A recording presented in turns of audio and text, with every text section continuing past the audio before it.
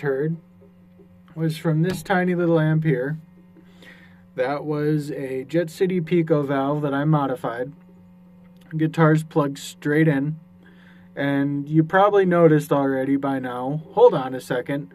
There's no preamp tubes. How is that right? There's no way that amp's working. He's got to be plugged into something else. Well, you'd be incorrect there. Well, you'd be right that there's no preamp tubes, but that's about the only place where you'd be right. Because I replaced the preamp section with transistors.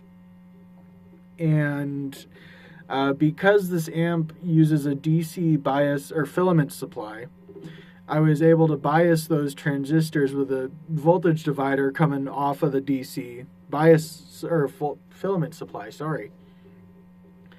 And it actually, you heard the result. It turned out really, really good. I was very impressed with how good this sounded. I was not expecting it to sound the way it does.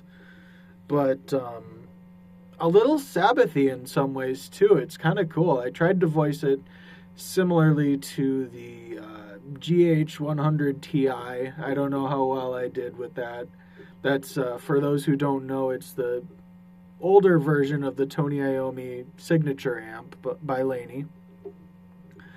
And amp I've always wanted but never could afford. Anyway, so I had to build one. And this was my attempt at that. But hope it sounds good. Let me know what you think in the comments.